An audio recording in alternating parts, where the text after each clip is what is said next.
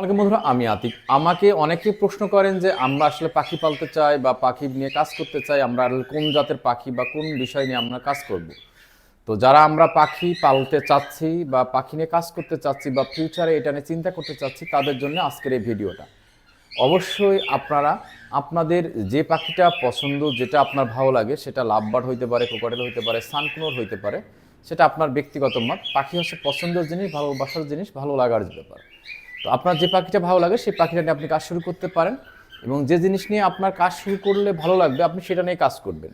এবং সবথেকে বড় কথা হচ্ছে যে আপনি এখান থেকে ওখান থেকে না জানা কোনো পাখি ক্রয় করবেন না, বিশেষ করে রানিং পাখি ক্রয় করবেন না, কারণ রানিং পাখি থেকে আসলে ভালো কিছু পাওয়া যায় না। এই বিষয়টা অবশ্যই আমাদের খেয়াল রাখতে হবে, বিষয়টা বুঝতে হবে।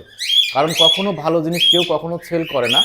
সবাই রিজেক্ট, যে পাখিতে ডিম বাচ্চা করতেছে না, পাখি বাচ্চা টেক কেয়ার করতেছে না, পাখিতে ডিম পারতেছে না, সেই পাখিগুলো আসলে সেল করে থাকে।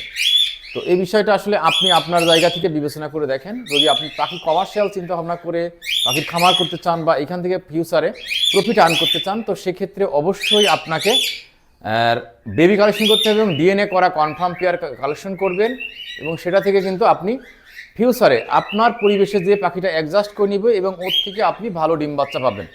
আমার এই কথাটা কিন্তু অবশ্যই আপনারা বুঝে দেখবেন এবং ভেবে দেখবেন। যদি পাখি নিয়ে আপনার ফিউচারে কমার্শিয়াল মনোভাব থেকে, কমার্শিয়ালভাবে পাখি পালতে চান, পাখি নিয়ে কাজ করতে চান, তাহলে মাস্ট বি আপনাকে বেবি কালেকশন করতে হবে। এবং যে ব্যক্তি কমার্শিয়ালে পাখি পালে, জানাশোনা একজন খামারি কাছ থেকে আপনি পাখি কালেকশন করবেন, তাহলে সে আপনাকে কখনোই ঠকাবে না।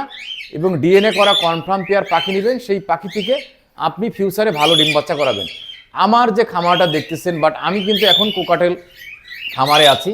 বাট আপনারা জানেন যে আমার একটা সানকুনোর লাভবার্ড একটা খারাপ খামার আছে, এবং আর একটা কিন্তু আমার বাসার ছাদের পারে শুধুমাত্র সেখানে লাভবার্ড আছে। তো আমি কিন্তু সমস্ত পাখিগুলো বেবি কালেকশন করছি, এবং বেবি কালেকশন করে কিন্তু দীর্ঘদিন এটা পালার পরে কিন্তু আমি এখান থেকে প্রফিট আর্ন করতেছি। বাট এখন আমি কমার্শিয়াল এটা পালতেছি। তো এই বিষয়টা আমি নিজে পার্সোনালি যেখানে ঠেকছি, সেখানে শিখছি, সেই বিষয়টা আপনাদের মাঝে আমি তুলে ধরার চেষ্টা করি।